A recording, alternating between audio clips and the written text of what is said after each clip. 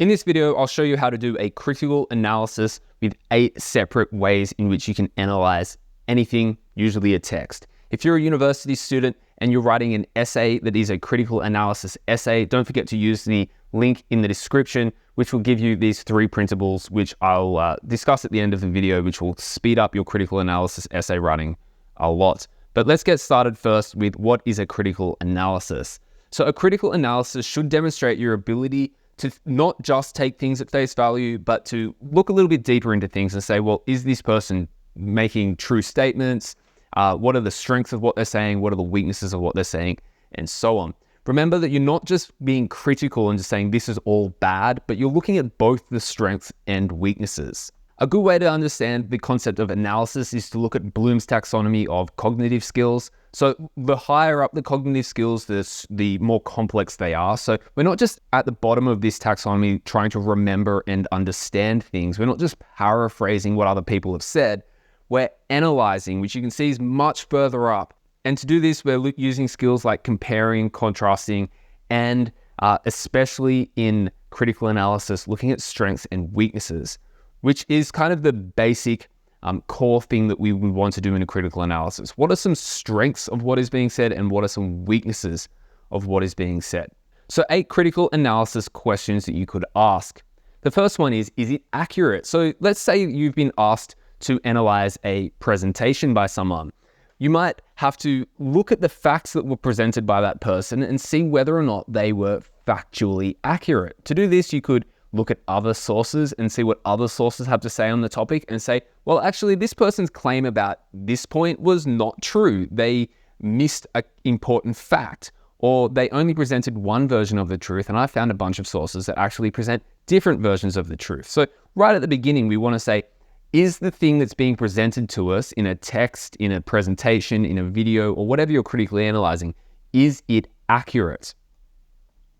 Next is it current? So if we're using an older text, if we're critically analyzing something that's 50 years old, we might be able to say, well, one of the weaknesses of this text is it was written 50 years ago when people didn't really have computers or artificial intelligence. Maybe there was less of a globalized world.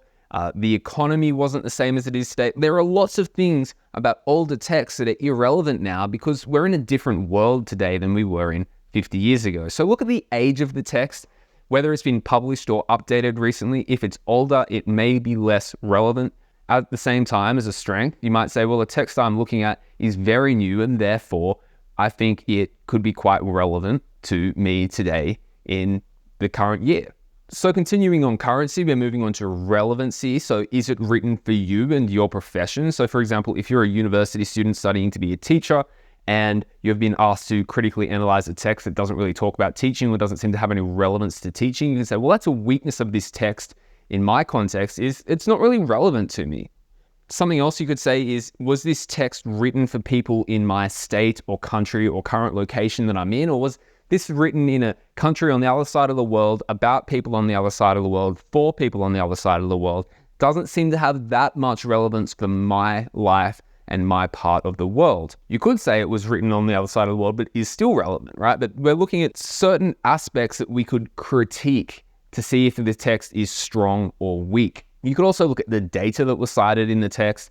So if we're looking at, I don't know, an article on divorce, and the divorce statistics are shown from a country that's on the other side of the world to you, it's kind of like, well, what are the divorce statistics in my country that are relevant to me? Next up, we have, is it useful? So does the text provide practical advice? After reading the text, do I feel as if I can apply some of the insights from the text into my life? Has the text increased my knowledge and insights? Or is this information that's pretty common, well-known, and it hasn't really added any value to my life? So has this text been useful? Yes or no? If it was useful, you can cite it as a strength. If it was not useful, you could cite it as a weakness. Is it clear? So when you're reading the text, or when you get to the end of the text, do you find that you had a lot of trouble understanding it because it uses a lot of jargon, which is language that is just not really understandable to everyday people? Was the text well structured, and did the arguments logically follow from one another? Or was the text very difficult to understand and therefore of less usefulness to most people? This often isn't a critique of the accuracy of the information, but the ability to communicate the information in the text. Next up is, are there oversights? So one of the weaknesses you could identify is, well, the text overlooks some really relevant information. I got to the end of the text and I said, it actually missed a key point that I know about on this topic. Why didn't it talk about this key point? That's a weakness. Or maybe the text did cover a wide range of issues and a wide range of perspectives on the topic. And then you say, as a strength, it actually did a really good job of covering as many points as possible. So one way you could do this is, after reading the text, immediately write down questions that you were left with that were not answered by the text. Next up is, are there alternatives? So do you know of similar or different alternatives to the one that was presented in this text? So oftentimes I'll get my students to do a critical analysis of a theory, and I'll ask them, well, one way you can critically analyze a theory is look at another theory and see if the other theory has alternative perspectives or has strengths that this theory doesn't. So comparing the text to an alternative helps you to say what the strengths and the weaknesses are of the text. And lastly, is the methodology sound? So this is specifically if you've been asked to critically analyze a study. If you need to critically analyze a study, one thing you can look at is the methods that they use. Do they report on what methods they used in their study? If they didn't, that's a big weakness. If they did, then you can zoom in and say, well, was this the ideal method to be used? If you are critically analyzing a study that conducted interviews, you can say, well, they only interviewed 10 people. I think maybe if they interviewed 50 people, they might have come up with a lot more insights. Or maybe they're doing a study that's a wide-ranging survey of everyone in the country and everyone just ticked yes or no on the survey. That's a bit shallow, isn't it? They could have interviewed people to get more in-depth insights. So have a look at the methodology used and say, what were some ways in which I would have liked to have seen the methodology a little bit stronger to give better insights? Okay, so let's finish up by looking at the worksheets that I've made for you. So I've presented 8 ways in which you can look at some strengths and weaknesses of the thing that you're critically analyzing. In the critical analysis worksheet, I present 13. So if you need some more, download that worksheet. It'll give you a little space to write down your thoughts on the strengths and weaknesses of each of the 8 elements, plus 5 more. Once you've done that, you can select a few of those strengths and weaknesses to write your essay. And you can see on the step 3 there, I've presented a essay plan that you can use in order to write a critical analysis. Step 2 in the middle presents some terms that you might want to use to start sentences that do critical analysis, so positive and negative sentiment. So for example, if you want to start a critical analysis sentence with something is a strength, would be a good critical analysis phrase, or a negative sentiment is a weakness.